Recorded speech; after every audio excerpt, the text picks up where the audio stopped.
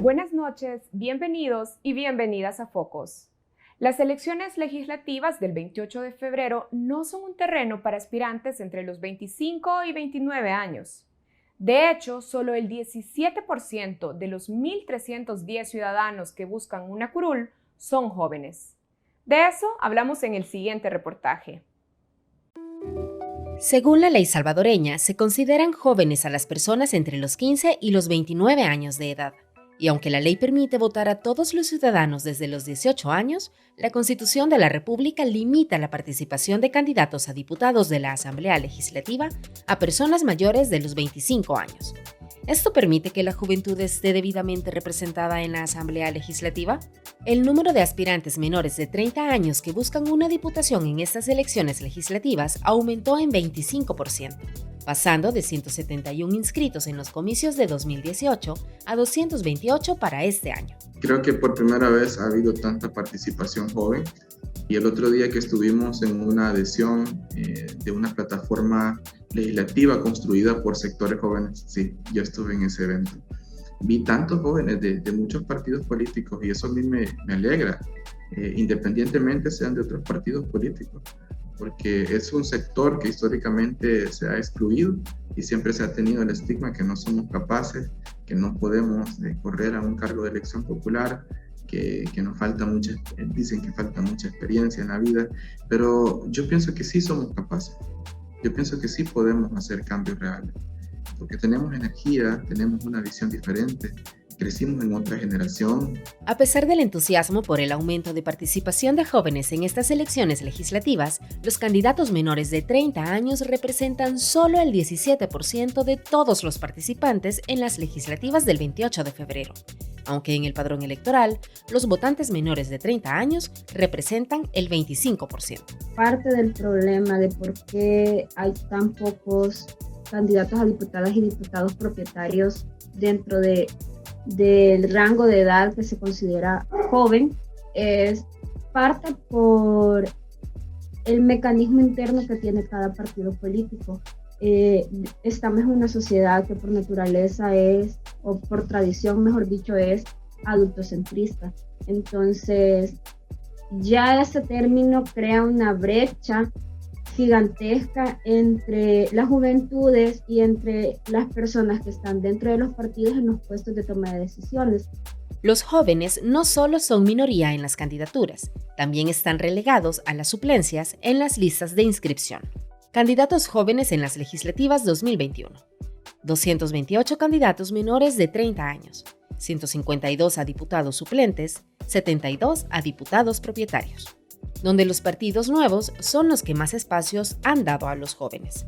Nuestro Tiempo, 15, Nuevas Ideas y sus coaliciones, 14, PCN y sus coaliciones, 12, CD, 8, Gana, 7, Vamos El Salvador, 6, FMLN, 5, Arena y sus coaliciones, 4, PDC, 4 y 1 no partidario. Pese a los números que a primera vista son halagadores, solo 7 candidatos jóvenes se encuentran en la primera posición de las inscripciones presentadas ante el Tribunal Supremo Electoral, encabezados por Cambio Democrático con 2 aspirantes, la doctora Cecilia Belém Osorio Chávez en San Salvador y Mireya Astrid Aguillón Monterrosa, psicóloga y regidora de la Comuna Tecleña para la Libertad. Vamos El Salvador con Miguel Ángel Hernández Hernández, licenciado en Relaciones Internacionales para Sonsonate. Jonathan Isaac Hernández Ramírez en Cuscatlán, en la coalición Nuevas Ideas y Gana, afiliado al Primer Partido y emprendedor. Nuevas Ideas en solitario con Francisco Eduardo Amaya Benítez en San Miguel. Nuestro Tiempo con Kevin Eduardo Ramírez Roque, estudiante de Ciencias Jurídicas en San Vicente.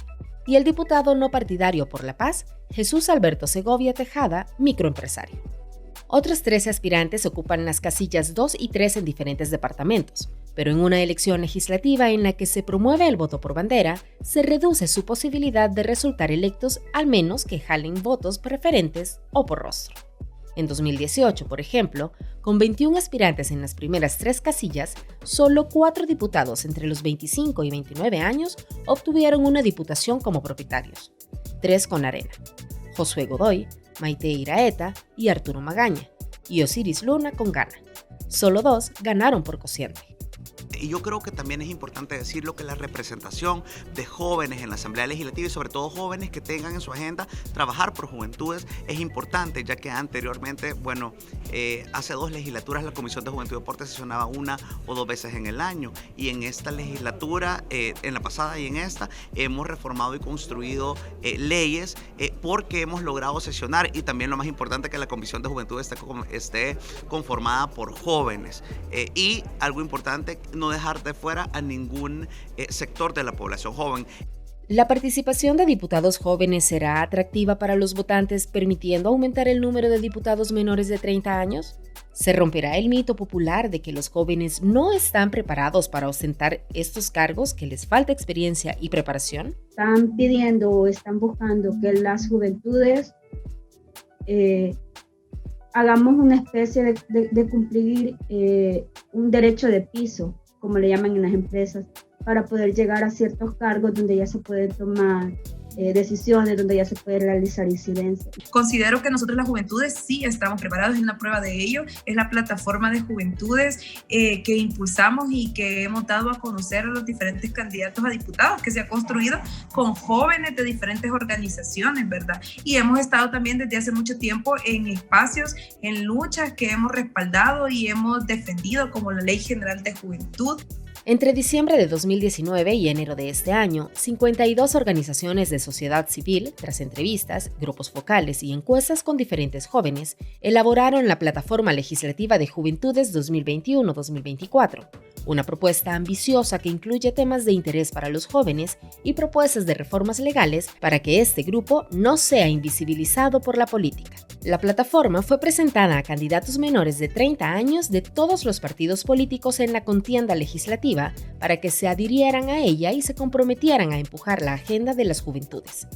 La reforma más ambiciosa es el reconocimiento de la juventud a nivel constitucional, proponiendo un artículo que diga en la Constitución: se reconoce como joven a todas las personas dentro del territorio nacional que se encuentren entre los 18 y 35 años de edad, lo que permitiría hacer una revisión de leyes secundarias, en donde se traslapan las edades de las personas que el Estado reconoce como jóvenes. Mientras, la Ley de Protección Integral de la Niñez y Adolescencia define a los niños y niñas desde la concepción a los 12 años, y a los adolescentes entre los 12 años y los 18 años cumplidos. Por su parte, la Ley General de Juventud considera a una persona joven entre los 15 años y los 29 años cumplidos.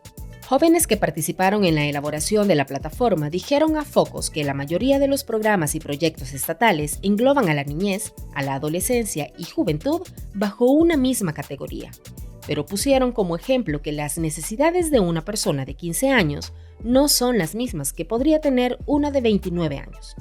Aunque pueden concordar en temáticas generales como el acceso a una educación de calidad, hay temas sobre empleo digno, acceso a vivienda y salarios. Al primero, por ley, le corresponde a su familia proporcionárselo, mientras que el segundo puede ya tener la necesidad de autoproveerlos. Se está cometiendo el error que la agenda política de juventudes se quiere meter en el mismo huacal, por así decirlo, de niñez y adolescencia. Creo que ese es uno de los mayores errores que hace que el Estado tenga tantas deudas con las juventudes, porque si bien no somos adultos ni adultas todavía, pero no tenemos las mismas necesidades que tiene un adolescente. En general, las principales problemáticas de la juventud planteadas por la plataforma son el desempleo, la seguridad pública, el acceso a la educación, las adicciones y la maternidad y paternidad adolescente. La juventud es más abierta, es más diversa, entiende más la diversidad. Y yo pienso que si nosotros como jóvenes logramos constituir un bloque en la Asamblea Legislativa, vamos a poder llevar ese tipo de propuestas construidas por diferentes sectores juveniles y materializarlas, ¿no? Lo más importante, creo yo, que además de personas jóvenes, sean personas que vienen con una agenda orientada al beneficio de los jóvenes. Entonces, y en temas específicos como generación de empleo, acceso a la salud, acceso a la educación, también el tema de la discriminación que sufren nuestros jóvenes, eso es súper importante, y dar continuidad a temas tan importantes como la educación integral de la sexualidad. Sabemos que el mapa de embarazos de niñas y adolescentes es sumamente grave en el país y sabemos que las niñas que salen embarazadas son de 10, de 12, de 14 años, que también son parte de la población joven. Entonces este es uno de los retos que, si no se logra en esta legislatura, puede ser una herencia para la legislatura 2021 que viene acá. Las organizaciones que respaldaron la creación de la plataforma saben que si los números no están a su favor para asegurar que lleguen jóvenes a la asamblea, será trabajo de las organizaciones mantenerse vigilantes para asegurar que la voz y las necesidades de los jóvenes sean escuchadas en el Pleno.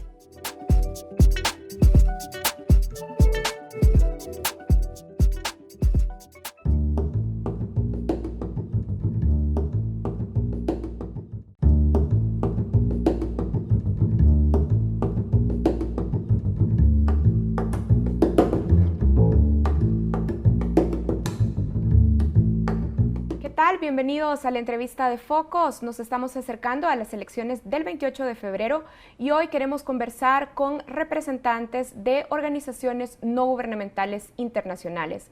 Vamos a conversar sobre el proceso electoral y también sobre el estado de la democracia salvadoreña. Quiero dar la bienvenida a nuestros invitados. Está con nosotros Jorge Ceballos. Jorge es director residente del Instituto Republicano Internacional en El Salvador, IRI. Jorge, bienvenido a la entrevista de Focos. Karen, ¿cómo está? Gracias por la invitación.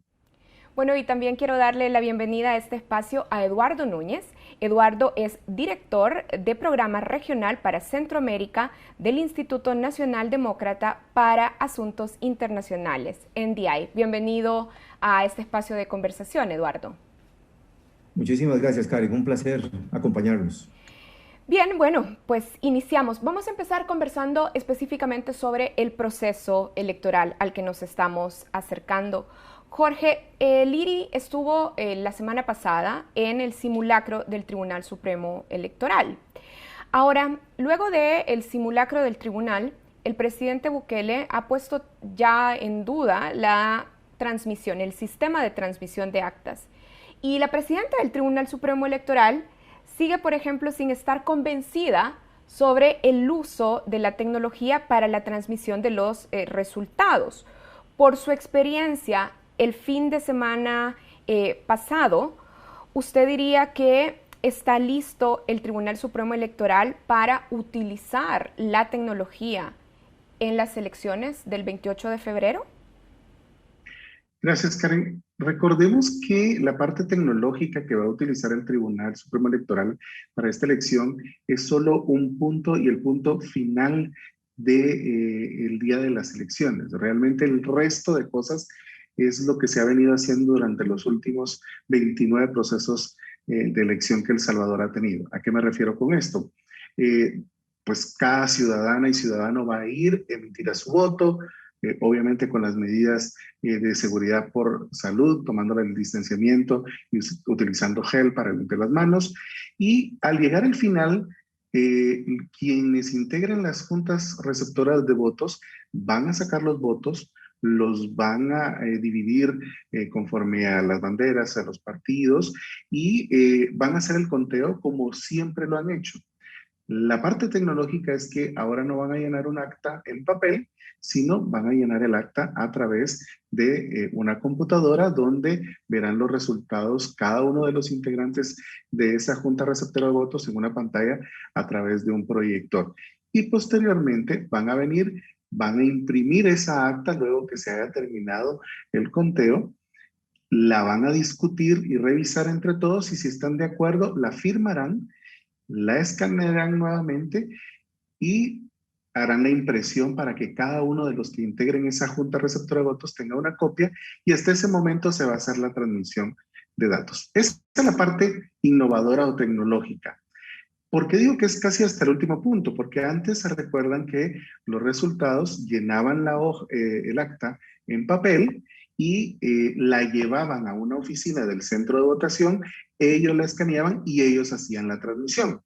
Ahora la transmisión la van a hacer directamente en la mesa. Eso es de innovación. Entonces, realmente el Tribunal Supremo Electoral ha estado mejorando y preparando esta plataforma y sin duda ha tenido pues retos como cualquier otro sistema electoral, pero ha ido mejorando esas partes que podríamos decir que es normal que existan. Ahora, Jorge, veamos, la presidenta del Tribunal Supremo Electoral ha solicitado, pero no fue acompañado por los demás magistrados, una auditoría internacional e independiente.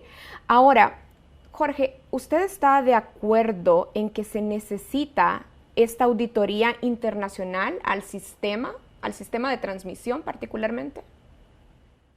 Sin duda, siempre el acompañamiento y siempre la observancia de cualquier institución ajena a los procesos es positiva. Pero tenemos que recordar que las auditorías internacionales, específicamente en estos casos, y Eduardo podrá ahí ampliar un poco más, siempre tiene que ser con un tiempo y dado que el tema de COVID nos vino a cambiar un poco el panorama y las agendas, pues obviamente no se puede hacer de la noche a la mañana. Sin embargo, la base del éxito de este proceso electoral y la base del éxito de este sistema también es el acompañamiento de los ciudadanos que van a estar en las juntas receptoras de votos, de las juntas de vigilancia y sobre todo que el proceso, vuelvo a insistir, no es que sea tecnológico totalmente. Realmente lo único que está cambiando es la forma de llenar el acta, porque de ahí los pasos anteriores y el tema de transmisión siguen siendo prácticamente el mismo. Entonces, obviamente siempre cae bien una auditoría externa, pero dadas las condiciones del tiempo y el ambiente COVID que no se pudo hacer, pues la responsabilidad cae en esa ciudadanía responsable que va a hacer el acompañamiento del proceso. De acuerdo. Veamos, Eduardo, hablemos sobre la confianza de los ciudadanos en el proceso, un tema que ya Jorge estaba poniendo sobre la mesa. La última encuesta del Instituto Universitario de Opinión Pública, el UDOP, dice que cerca del 49% de los encuestados tienen poca o ninguna confianza en el próximo proceso electoral y el 68.1% dice que tiene poca o ninguna confianza en el TSE. En perspectiva, esta baja confianza en el tribunal, tenemos que decir, o en el proceso, no es nueva. Pero estamos también en unas elecciones en las que tanto Nuevas Ideas como el presidente de la República han insistido en el tema del fraude. ¿Qué consecuencia al sistema democrático, al proceso electoral, nos traerá este discurso? Bueno, es una pregunta muy interesante y efectivamente, tal vez un par de comentarios previos y luego al fondo de lo que usted plantea, Karen. Como usted dice, efectivamente hay una valoración pesimista de las personas entrevistadas en las encuestas en relación con la confiabilidad del proceso electoral y la confiabilidad del Tribunal Supremo Electoral, que no es nueva, sino que viene reflejando un estado anímico de la sociedad salvadoreña desde hace ya algunos años, en donde ha mostrado, digamos, un nivel de satisfacción bajo con el desempeño de la democracia y probablemente uno de los niveles de apoyo más bajos, si no el más bajo, a la democracia en América Latina. O sea, ya creo que lo que estamos viendo hoy es consecuencia de una suerte de erosión de la confianza que los y las ciudadanas salvadoreñas tienen en la institucionalidad democrática en su conjunto, digamos, y particularmente en lo que es el pilar de la construcción de la legitimidad de las instituciones democráticas, que son los procesos electorales y la autoridad electoral. Ese marco general, digamos, se ve, me parece, agudizado por lo que podríamos llamar una suerte de nueva polarización, ¿verdad? Que la polarización es como el signo de la época a nivel global. Lo hemos visto en casi todos los procesos electorales que se desarrollan en los últimos años y en el clima político general. Pero digamos que hay una polarización distinta en el caso salvadoreño. Es la polarización entre lo nuevo y lo viejo. La polarización entre lo que emerge y lo que parece que tiende a desaparecer. Todos los sistemas políticos son fluidos, ¿verdad? Están en permanente transformación, pero El Salvador ha venido acelerando ese proceso de transformación, primero del sistema electoral a partir de resoluciones de la Sala de lo Constitucional y posteriormente del sistema de partidos, con la irrupción de nuevas organizaciones como la que lidera el señor presidente de la República, Nayib Bukele. Esa polarización entre lo nuevo y lo viejo lo que genera es que la gente, particularmente la gente joven, tienda a valorar de una manera más dura, más crítica, las instituciones y los actores políticos, económicos y sociales que representan lo viejo, el viejo sistema. Lo vivimos, yo resido en Guatemala y lo vivimos aquí en la elección del 2015. Esa confrontación entre lo nuevo y lo viejo estuvo profundamente presente. ¿Qué es el problema de esto? Y aquí voy entonces directo a la médula de su pregunta. Que cuando se pierde la fe en la institucionalidad, cuando se pierde la confianza en las elecciones, que es lo que tiene que dotar de legitimidad de origen a los cargos electos, sea un presidente o una presidenta, diputados y diputadas, alcaldes y alcaldesas, etcétera, a final de cuentas lo que estamos es construyendo, digamos, la duda sobre el sistema democrático en su conjunto. Si no confiamos en la forma en que elegimos nuestros cargos, no vamos a confiar en la forma en que se desempeñan nuestros cargos.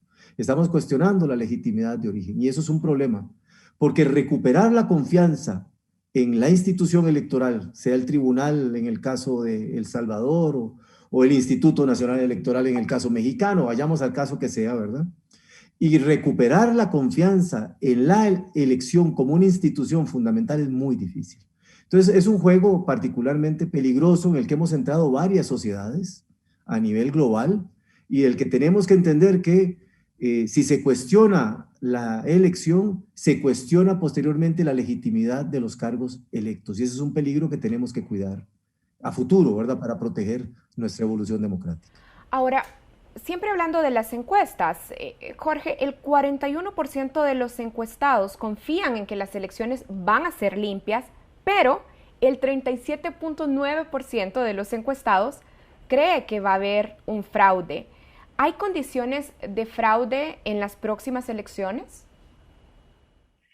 Un rotundo no, en el sentido que si evaluamos las elecciones o los procesos electorales en la gran número de países en América Latina, nosotros estamos todavía utilizando un método que se llama piecito, que es con el papel. Realmente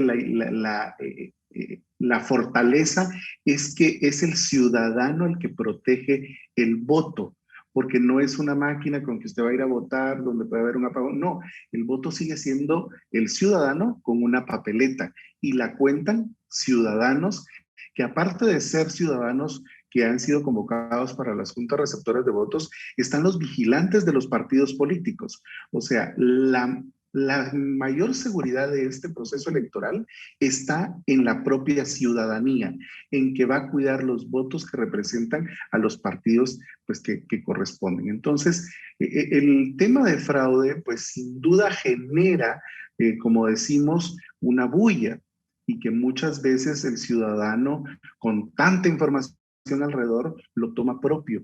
Pero ahí es donde se debe llamar a una ciudadanía responsable a, primero, verificar la información y, segundo, a confiar en que ellos mismos, su hermano, su primo, su amigo, su mamá, son los que están cuidando los votos en esas juntas receptoras de votos. De acuerdo. Eduardo. No sé, Karin, si me permite agregar un elemento aquí, perdone. Adelante. Yo creo que tenemos que recordar un punto. Es absolutamente legítimo que los ciudadanos confíen o no en una institución. La duda, digamos, la duda es legítima.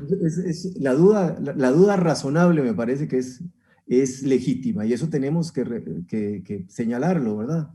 No podemos pedirle a los ciudadanos y a las ciudadanas, a pesar de nuestros 40 años de democracia, que crean a ojos cerrados de que todo está perfecto. No, me parece que es legítimo. Y una ciudadanía incómoda, una ciudadanía crítica, una ciudadanía demandante, obliga a las instituciones democráticas a funcionar mejor. Pero me parece que el elemento central que plantea Jorge debemos de volverlo a remarcar. La garantía de que no haya un fraude en El Salvador, en Honduras, México, Guatemala, donde ustedes quieran, Estados Unidos o Europa, es que el ciudadano se apropie del proceso electoral. ¿Y cómo lo hace? Participando de las juntas receptoras de votos, participando como vigilantes o fiscales de partidos políticos, asegurando el respeto a la legalidad, participando como observadores electorales, nacionales o internacionales. Hay múltiples maneras de generar garantías, candados, mecanismos de acompañamiento. Y en ese sentido, yo creo que lo fundamental es que los ciudadanos y las ciudadanas salvadoreñas recuerden eso. Al final son ustedes los salvadoreños y las salvadoreñas las que hacen la elección, las que votan, las que integran las juntas, las que son vigilantes de partidos, las que son candidatos y candidatas, las que se llevan su acta en representación del partido para que el partido pueda tener una garantía de que los resultados se van a respetar y se van a totalizar al final.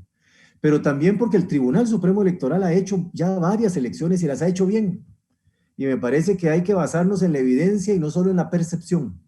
Tenemos que ver los hechos y no solo imaginarnos lo que podría estar eventualmente mal. Y entonces abramos un debate legítimo, pero basados en evidencia y no basados en información que puede ser presunción, imaginación o en algunas ocasiones, como hemos visto en otras elecciones a lo largo del mundo, desinformación.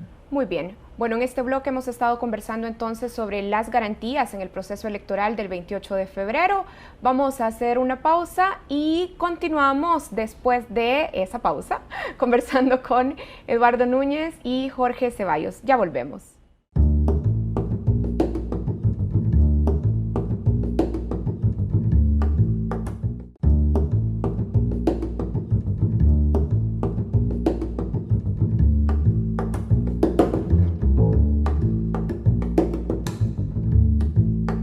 Bueno, continuamos esta entrevista con Jorge Ceballos del Instituto Republicano Internacional.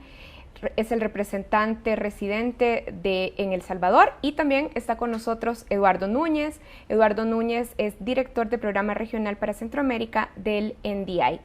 Veamos, Jorge, Eduardo cerraba el bloque anterior enfatizando en el papel de los ciudadanos y sobre todo el papel que tenemos como garantes y como vigilantes del proceso electoral. Pero hablemos entonces de los ciudadanos. Primero, Jorge, ¿los ciudadanos están realmente apropiados del proceso, de su rol de vigilantes? Y dos, si las garantías están en los ciudadanos, pero también tenemos a una ciudadanía que se mueve entre esta polarización, entonces podríamos estar en un riesgo real de desconfianza y de desestabilización ante las próximas elecciones. En América Latina o en general en el mundo estamos viviendo un ambiente donde el ciudadano ha tenido pues pérdida de confianza del sistema democrático y ha venido de una u otra manera pues alejándose de los procesos políticos y sociales que se viven. Obviamente ese es un reto no solo para los partidos políticos, para las organizaciones de sociedad civil, para los gobiernos, para la cooperación internacional en general, para todos los que de una u otra manera vivimos y compartimos en un territorio. Pero eso no va a ser de la noche a la mañana. Muchos creemos que la democracia es el fin o es la meta. Y no, la democracia es el camino que se va construyendo día a día, donde debe existir responsabilidad de las y los ciudadanos a través de, como bien planteaba Eduardo, de una fiscalización, de tal vez un cuestionamiento hacia las instituciones públicas ante sus actores sociales y políticos. Pero eso va de la mano también de un sistema de educación, de generar oportunidades. O sea, tampoco se le puede pedir a la ciudadanía que se involucre en los procesos sociales y políticos si él está pensando en que no tiene trabajo, en que lo están asaltando, en que tiene muchas necesidades por cubrir. Es un trabajo grande, pero que todos los actores tienen que ir aportando. Yo no veo que estemos a un abismo, pero sí también hay que reconocer y hay que ser responsables que es un llamado de atención para todos, pero especialmente para los ciudadanos, en que seamos fiscalizadores, en que seamos responsables de la información que nos llega y sobre todo eso, que cuando, como bien planteaba Eduardo en un momento, a veces nos llega tanta información que solo venimos y mandamos o reenviamos lo que nos mandaron en WhatsApp. Ese es una responsabilidad propia, esa no se la puede dar a un político o a un actor social. Si usted no está seguro de la información que usted tiene, no la disperse. Ese es el primer paso para poder hacer que las democracias avancen y que los procesos tengan los resultados óptimos para un Estado.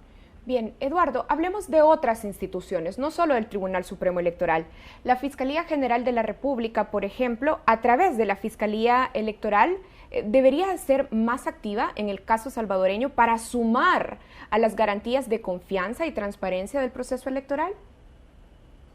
Naturalmente, ¿verdad? En las elecciones hay un conjunto de instituciones que tienen, o sea, las elecciones son hijas.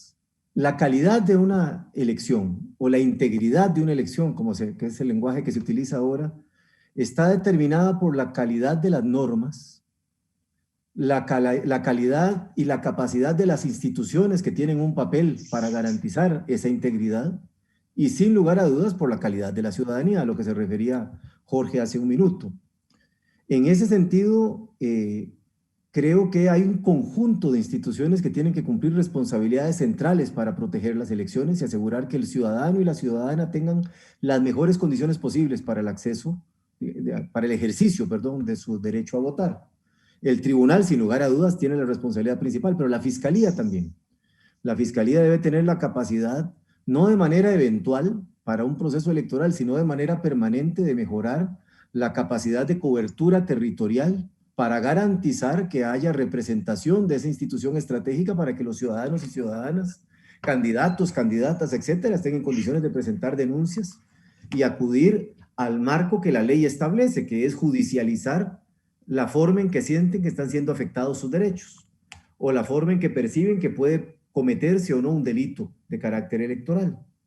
Pero también hay otras instituciones que pueden jugar papeles importantes, como el PDH, para supervisar el efectivo ejercicio de los derechos políticos por parte de los y las ciudadanas.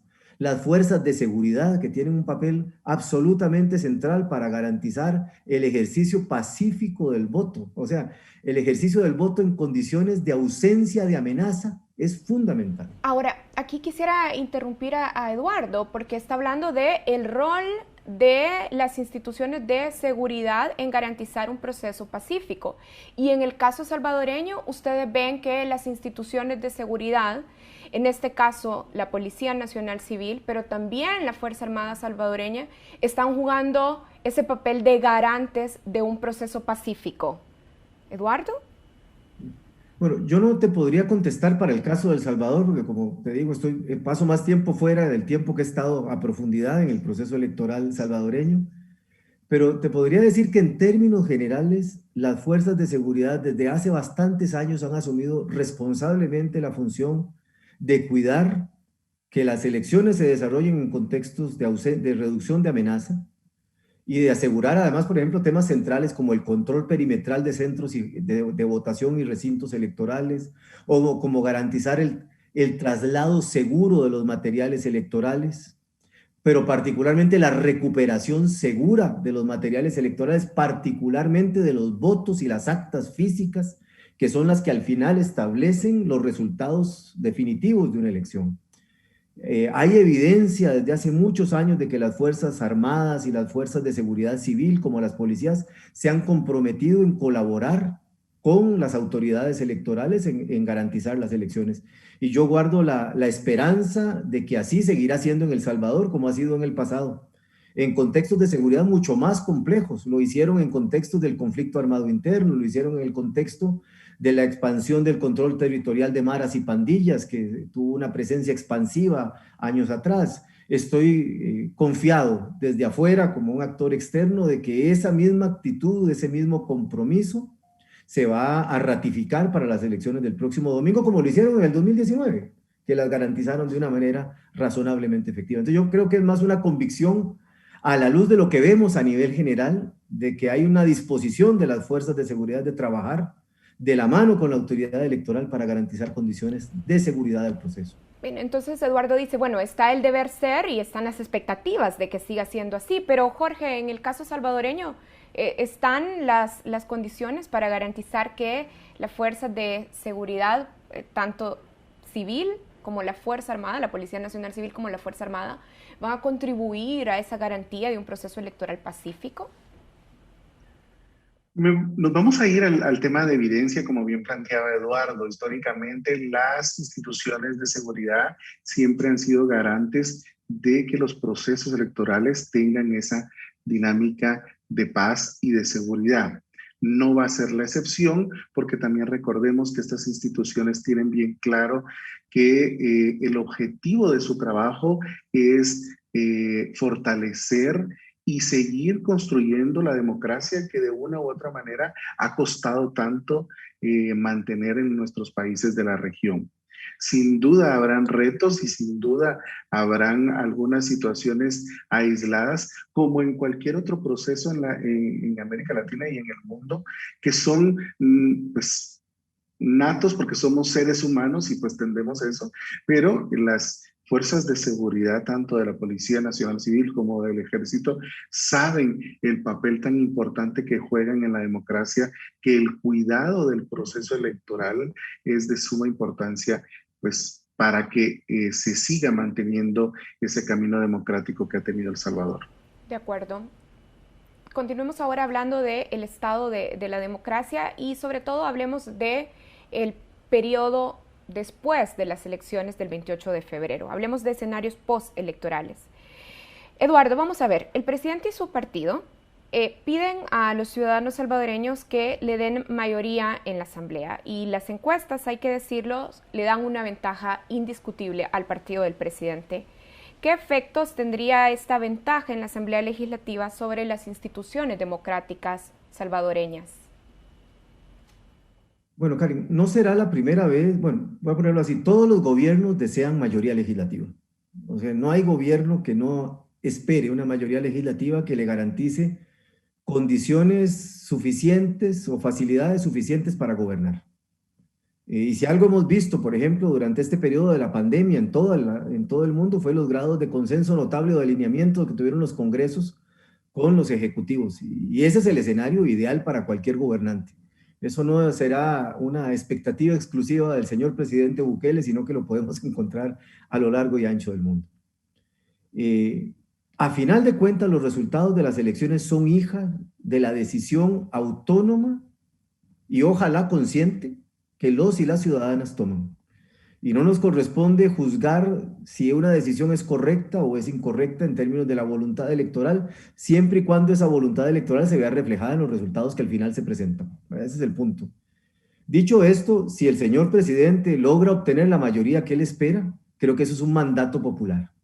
Ahora, como para el caso de El Salvador, como para el caso de México, donde tenemos un presidente sumamente fuerte y popular, con una mayoría legislativa sólida, o como el caso de Costa Rica hace 30 años atrás, donde el gobierno de liberación nacional tuvo una mayoría calificada unilateral en el Congreso, el ejercicio del poder siempre conlleva el apego a ciertos principios democráticos. Y es entender que toda democracia requiere pluralismo. Un mandato mayoritario no significa obviar a la minoría, sino reconocer el derecho de la minoría a disentir. Y una democracia requiere del disenso.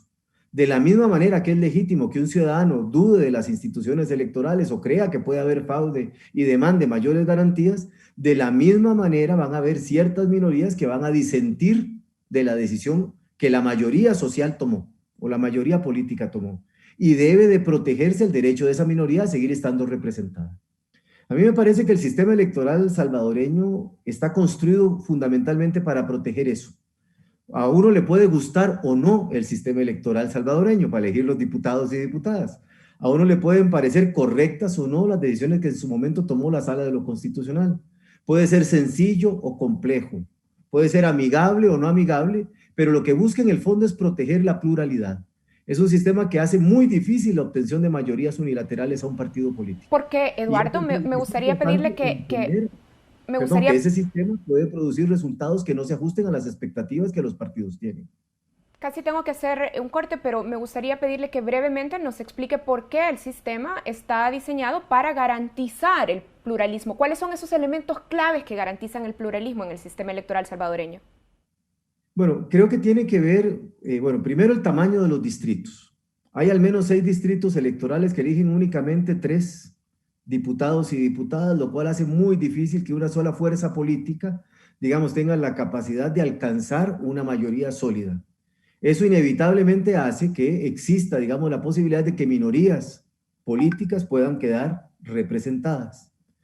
También el otro elemento que existe es el sistema, digamos, de mayoría proporcional, perdón, de representación proporcional. ¿Qué significa eso? Que todo sistema de representación proporcional lo que busca es equilibrar mayorías y minorías. Y ustedes utilizan un método específico que lo que hace es fundamentalmente establecer un cociente y un residuo. Por la vía de los residuos tiende a premiarse a las minorías por encima de las mayorías. Entonces eso también genera otra ventana de posibilidad de representación a minorías, digamos, políticas en el ámbito legislativo o en el ámbito municipal. Entonces ustedes, y luego además, este sistema tan particular que tienen ustedes también de fraccionamiento del voto, y de listas abiertas, desbloqueadas, ¿verdad? Donde hay la posibilidad de votar de manera combinada, en donde los pesos de los partidos se equilibran con los pesos de los individuos o de los candidatos y candidatas. En resumen, tienen un sistema que tiende a privilegiar el voto individual o el voto por persona, a veces por encima del voto por partido. Ahora bien, eso va a ir cambiando dependiendo de la forma en que los partidos estén posicionados en el imaginario social, en que sean confiables o no, en que sean queridos o no, para decirlo de alguna manera.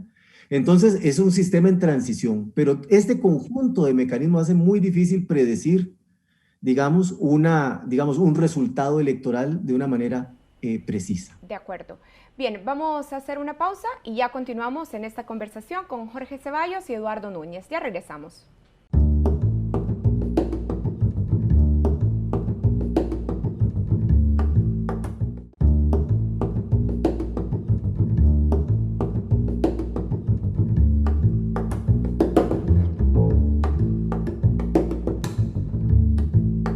Continuamos en esta entrevista de Focos conversando con representantes de organizaciones no gubernamentales internacionales. Hemos estado hablando ya sobre el proceso electoral y hemos estado hablando también sobre las perspectivas para la democracia salvadoreña. A ver, Jorge, antes de irnos a la pausa estábamos hablando de un escenario post-elecciones del 28 de febrero en el que el Ejecutivo tendría también una mayoría en la Asamblea Legislativa. En este escenario, Jorge, ¿qué debe fortalecer el órgano judicial para cumplir también con su rol de hacer contrapeso a una hegemonía del Ejecutivo y el Legislativo? El sistema de justicia en todos los países no es que haga un contrapeso, es que tiene que hacer su trabajo de realizar que la justicia sea para todos en igualdad, para todas y todos, y sobre todo que sea con base a la evidencia que se presenta. El sistema de justicia es sin duda alguna uno de los pilares de este camino que llamamos democracia. Y para eso debe haber un profesionalismo dentro de los jueces, que exista una carrera judicial y sobre todo una independencia.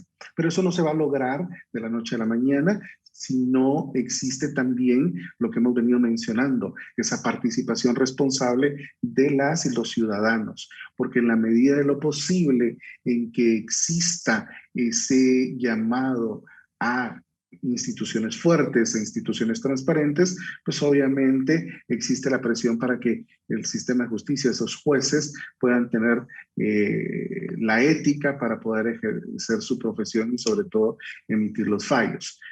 Insistimos, muchas veces vemos al sistema de justicia o a los jueces como estos extraterrestres que vienen de Marte, y no, son ciudadanas y ciudadanos que son amigos, familiares del resto de la gente de un país. Entonces el llamado es a seguir trabajando bajo principios de ética y profesionalismo para que la justicia sea esa vértebra que permita el desarrollo de los países a través de las inversiones y la seguridad jurídica. De acuerdo. Me gustaría que dediquemos también estos últimos minutos de la conversación a hablar también del rol de la cooperación internacional en el fortalecimiento de la democracia y la lucha contra la corrupción en El Salvador.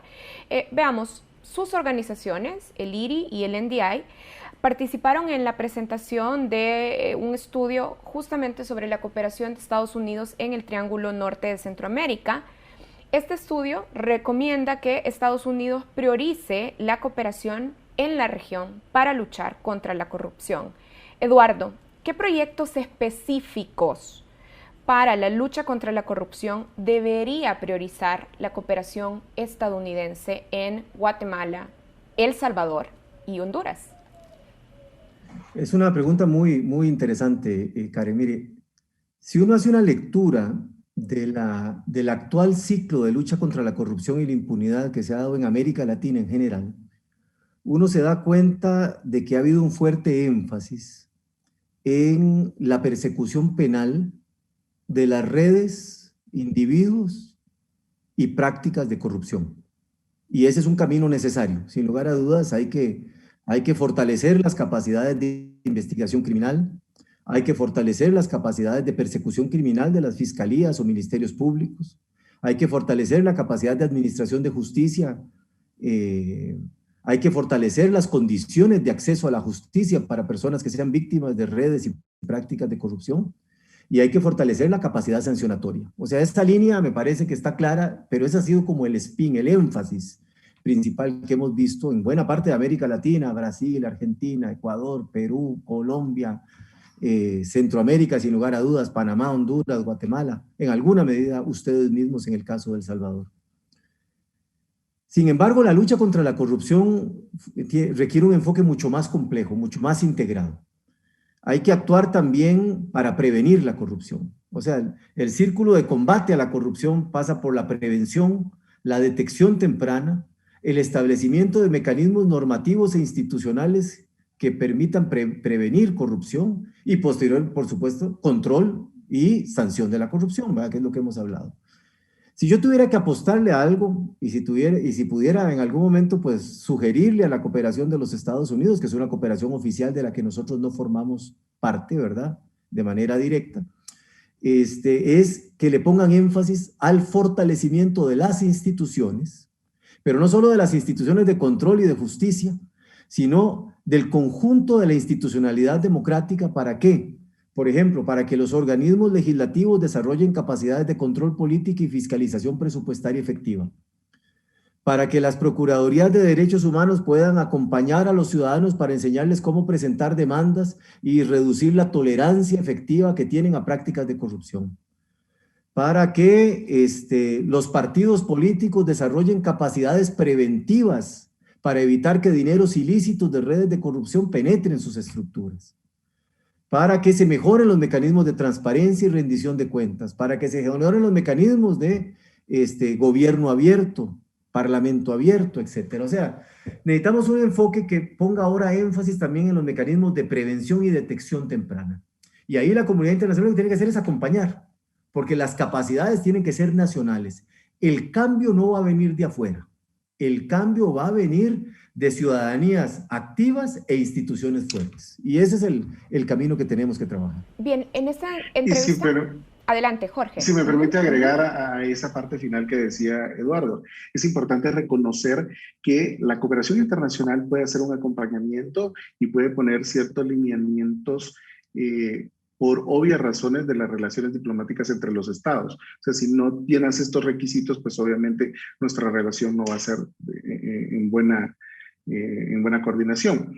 Pero si no hay una conciencia de los actores sociales y políticos del país en reconocer que hay debilidades estructurales en las instituciones, en los procesos, y no existe también esa agenda mínima que cada uno podrá pensar diferente, pero construir esa agenda mínima en el desarrollo de minimizar la corrupción, pues podrá venir cantidad de dinero de la cooperación internacional que no va a tener los frutos. O sea, el cambio tiene que empezar desde los liderazgos sociales y políticos del país. Jorge, pero nosotros ya tenemos una CICIES que justamente canaliza y moviliza recursos de la cooperación internacional que deben estar orientados a minimizar la corrupción.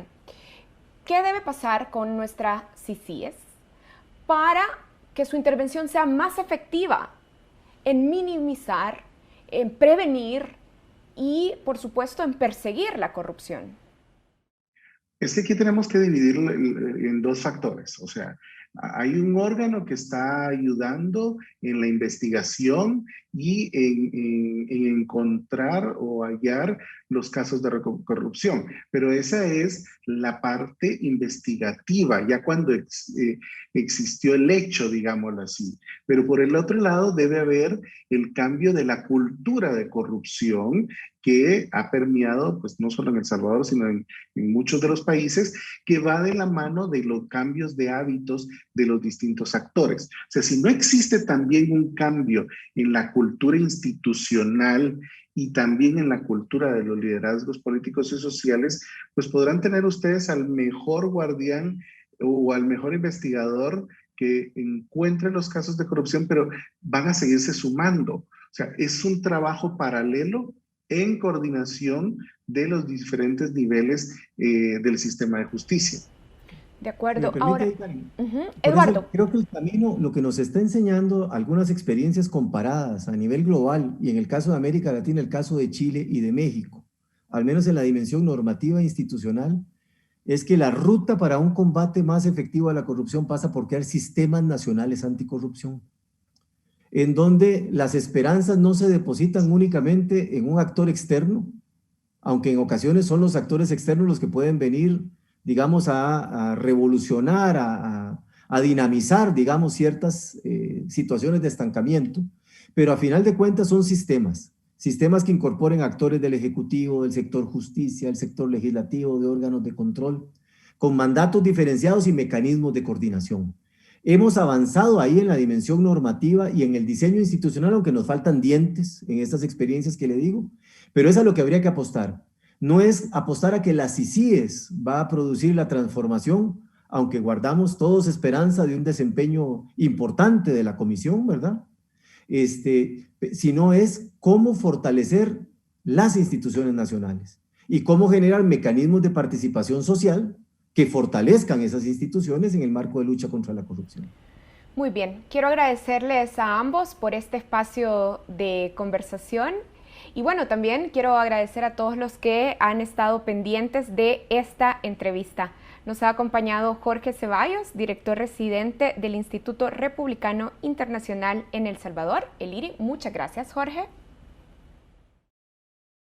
Gracias, Karen, por la invitación y pues lo que se queda es llamar a una participación responsable y activa en las elecciones, pero más allá de las elecciones, en todos los procesos de la democracia de El Salvador. Gracias. Y bueno, gracias también a Eduardo Núñez, director de Programa Regional para Centroamérica del Instituto Nacional Demócrata para Asuntos Internacionales, el NDI. Muchas gracias, Eduardo.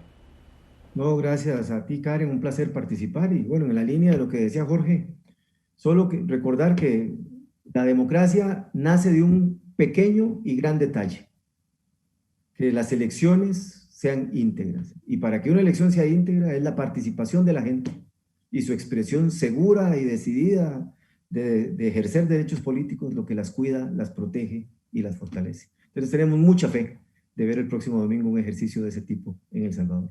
Bueno, y gracias nuevamente a todos los que nos acompañaron en esta conversación. Este contenido y otros pueden encontrarlos en nuestra página web focostv.com y también pueden ir a nuestro canal de YouTube.